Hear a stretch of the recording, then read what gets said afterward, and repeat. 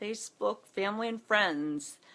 I'm Cathy Novicky and founder of Champions Over Cancer and author of the book Cloudy with a Chance of Cancer. And today is day 35 of my 90-day Facebook Live challenge. So, I've got a third done and I'm into the meat. And the title, you might wonder, well, what's up with that? Started in 2006, and there's little available data, question mark. This goes back to one of the first Champions Over Cancer when I went live, and why Champions Over Cancer became a reality. It was because of what I dreamed my cancer-free life would be like, and B, the questions that I started to ask when I was cancer-free and as I went out further from my treatment, and I was unable to get answers to my questions. And that made me very frustrated. And then I would ask, when I asked medical people that I worked with, of the same questions, they were unable to give me any answers either. And that made me angry. Angry because this medical system that I had placed my life in their hands to have surgeries, to give me chemotherapy, for radiation, and to come out on the other side and be called cancer-free. Then I was done with acute treatment and I was considered a survivor. You know, I hate that word, and you know what my typical, if you've been following my posts, you know that my response is, well, have you ever been in a motor vehicle accident? And 9 out of 10 people will say yes. And my response to them again is, well, do you call yourself a motor vehicle accident survivor? Because that's what you should be called if I'm called a breast cancer survivor. Now, there are many people that word is important to them. That's how they describe themselves. They absolutely have that right. And I have no trouble if that's what gives them comfort. But to me, calling me a breast cancer survivor ties me to the past, and I want to move forward. Therefore, that is where Champions Over Cancer came from. And that's just a quick review. And what initially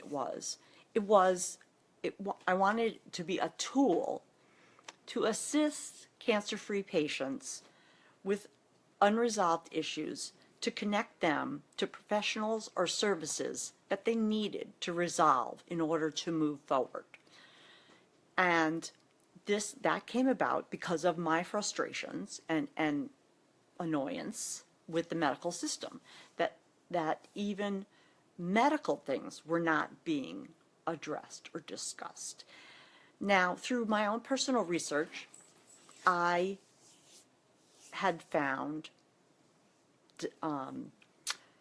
documentation, studies, that it's called the IOM. It's the Institute of Medicine, and that they started in 2006 listing recommendations for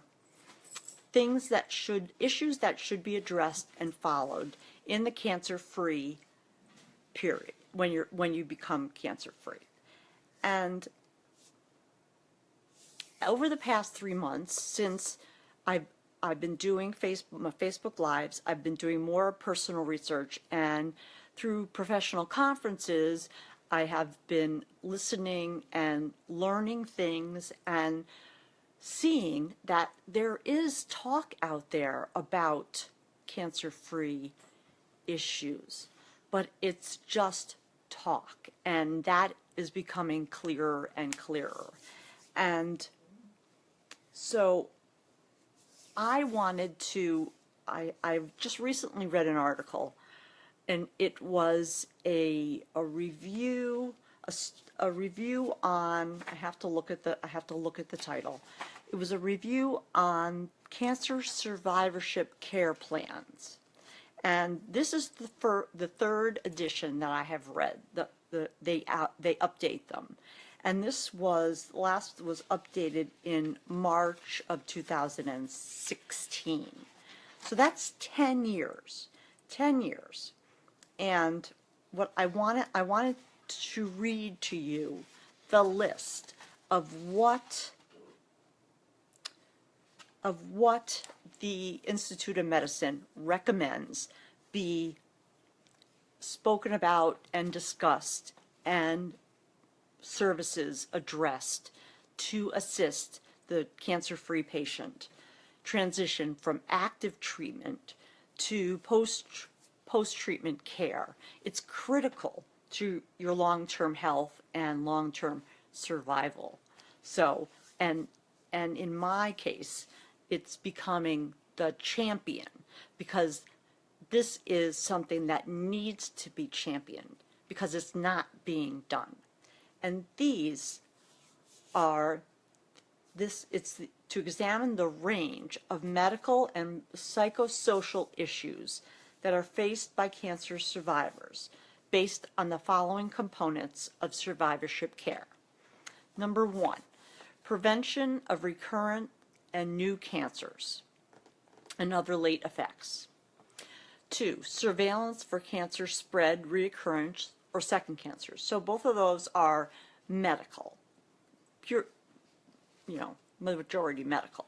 Number 3, assessment of medical and psychosocial late effects. Still pretty much medical. How you doing? They don't say, how are you sleeping? Are you anxious? Blah, blah, blah. Now it's becoming that little gray area. Number 4, intervention for consequences of cancer and its treatment. For example, medical problems such as lymphedema, hello, and sexual dysfunction, symptoms including pain and fatigue, psychological distress experienced by cancer survivors and their caregivers. Let's not forget that when you have cancer, your whole family has cancer. Okay, number 4. No, now we come to 5. I can't even count tonight. Evaluation of concerns related to employment, insurance, and disability. I've never been asked that in a follow-up appointment. And finally, number 6, coordination between specialists and primary care physicians to ensure that all of the survivors' health needs are met. This is what the committee from the IOM, the Institute of Medicine, came out with in 2006. Now, it has been, the timeline for the implementation has been changed. In other words, it was supposed to be fully implemented, and I'm just pulling numbers out of my head at this point, in 2011, and then they pushed it back to 2012, blah, blah, blah. It is 2017 now, and they state that there's not enough data, enough research data to make any comparisons across the board. So what does that say? That says that the cancer-free population, which I have been quoting as 13 million in the United States, I should change because this article says it's over, closing in on 14.5 million. Now, you have to understand there's always a lag in research data, because once they write the articles and it's reviewed and blah, blah, blah, and it goes to publication, so there's always been a little bit of a lag. But Can you see that in 2017, I have been cancer-free for 6 years, and these issues that bothered me when I went back to work in 2011, and by the way, had lost my job and had to fight to get it back, is still out there in that gray area. So what does it say? What does it tell you as an individual? It tells you that, of course, the oncologists, they need to deal with the sicker patients.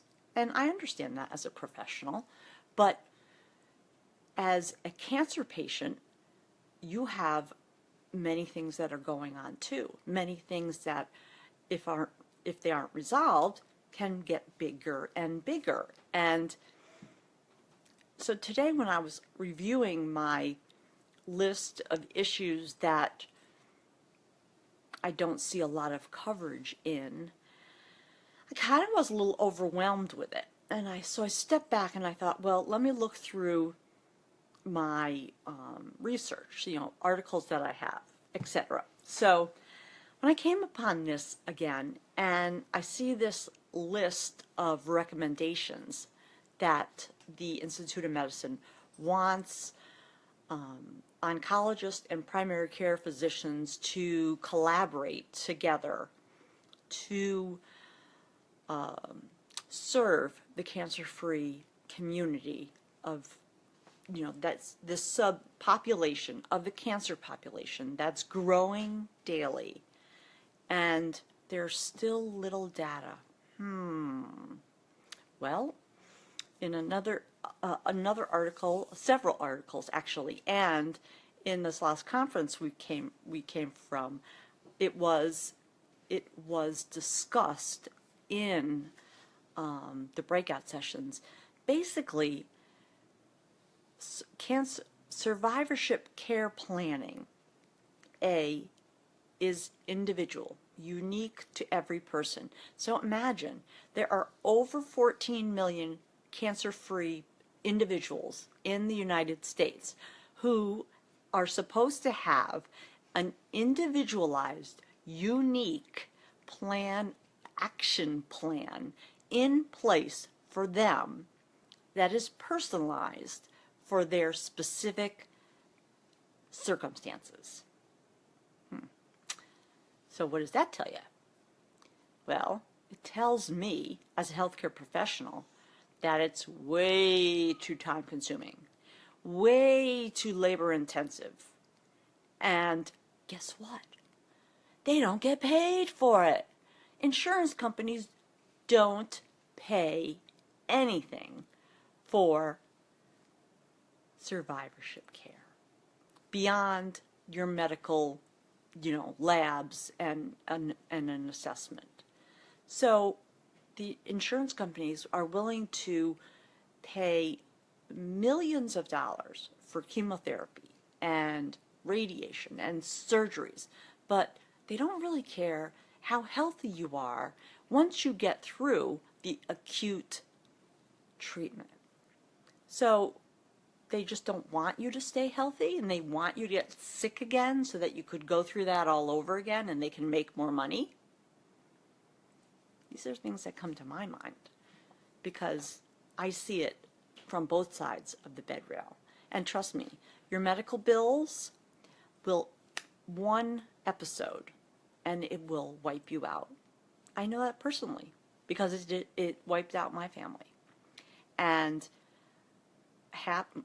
I would say at least half of the people that took care of me in the cancer center, I don't even want to judge them because they're wonderful, wonderful people. But when I say we had to move because we lost our house, and I didn't get paid for a year, and I lost my job, they go, "What? You work for a hospital? You lost your job?" Yeah, it happens. And it can be pretty ugly. I mean, I went back to work I finished my treatment in December of 2010. I was cleared to begin to start back in the middle of February of 2011, and I got my job back third week of March of 2011, started back to work, and we had to be out of our house at the end of April in 2011. So, let's ask the question, was that stressful? Oh, I think a kindergartner could answer that one. Or they might write one of those, cancer care, post-cancer care for dummies. Hello? So, this, you see, is the same frustration that I had 6 years ago. And there are still no answers. I hope this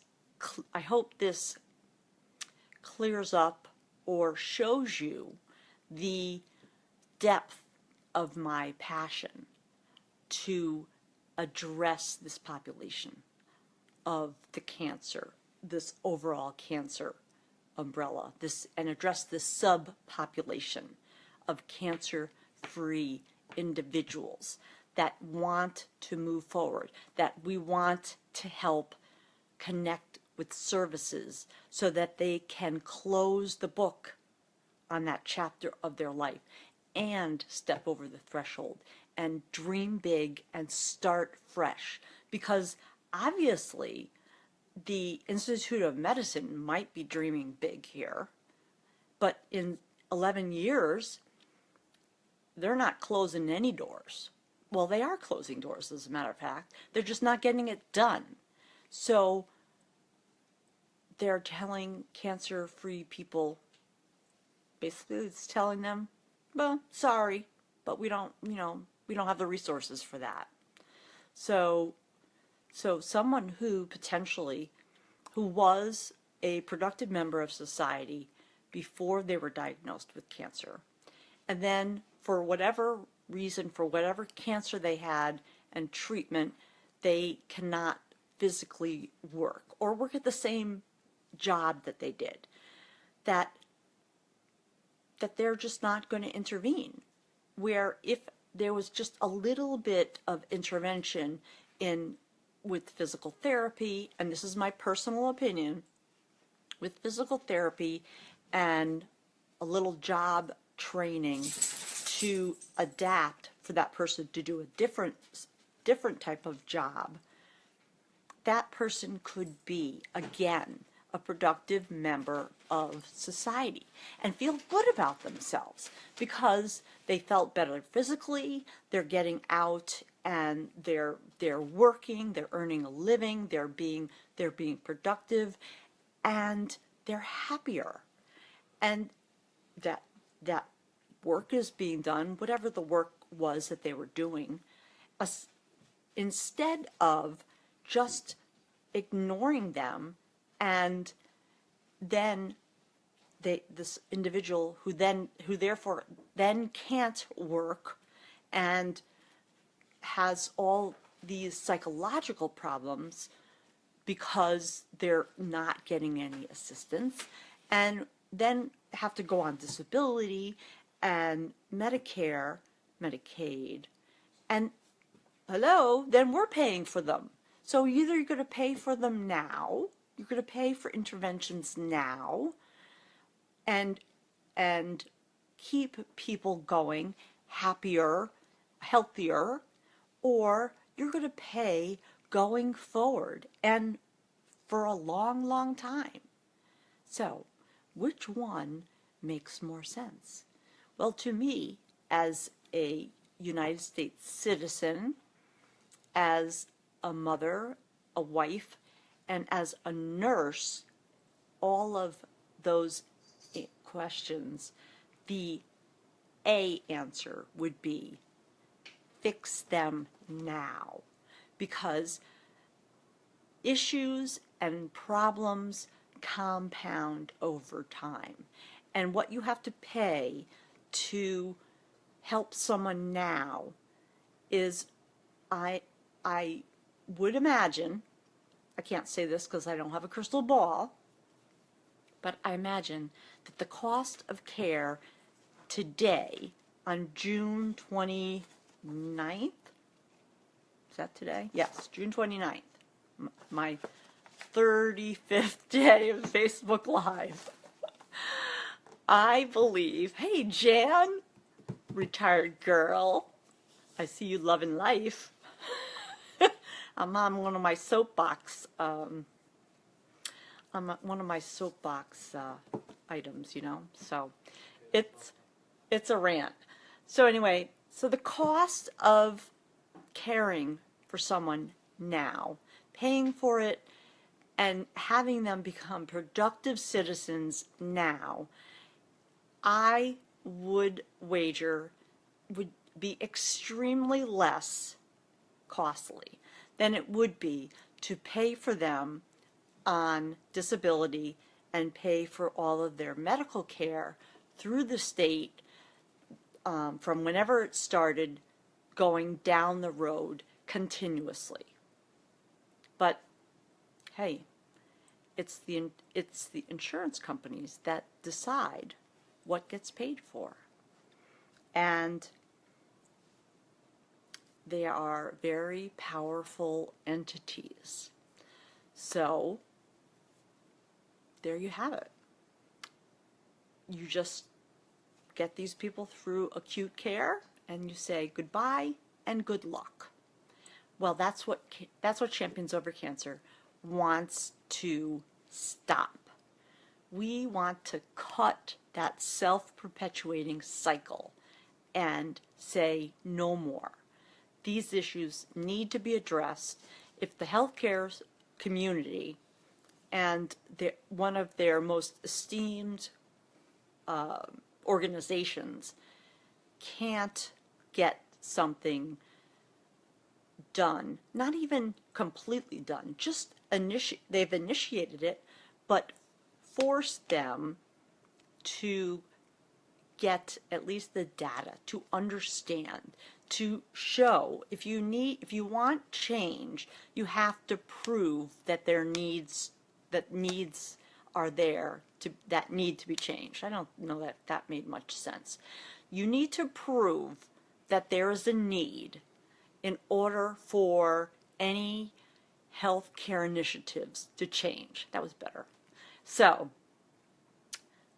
that's why I am speaking out. That's why Champions Over Cancer started, and that's why I am doing this 90-day Facebook Live challenge, so that people begin to understand the very finite details that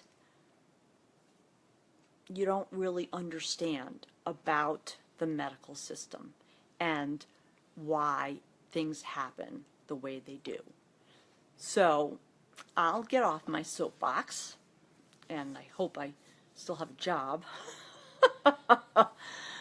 But this is one of my pet peeves, obviously, and it comes from a place deep in my heart because I went through it, and I understand those intricacies because I had dealt with several of them and continue to have other issues that still aren't addressed.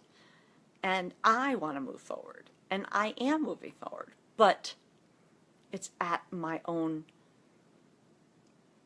finding my own way, because it doesn't happen at this point in 2017 in the United States of America. You still don't get taken care of. So when I say, how can you have health if you don't have care, I mean it, because it's just not going to happen. So that was my rant for the night. Tomorrow, June 30th, hard to believe, halfway through 2017. Why were we were just worrying about Y2K, and now it's 2017. So it will be my day 36 of my 90-day Facebook Live, and I thank everyone who liked us on our web page, Champions Over Cancer. We are on Facebook. We're also all these videos are on YouTube, and we so appreciate the likes and the shares, that because the more people that we share it with, the more people hear the conversation, jump into the conversation, talk about it, and it exponentially grows. And that's the only way that we're going to change the culture of the cancer-free society or population that is in existence today, is by this grassroots digging in. And that's what I'm here to do. So, for Champions Over Cancer and for my husband and I am going to wish everyone a good night. I hope that all are well and safe, and have a great evening. And I will see you tomorrow, okay? Peace.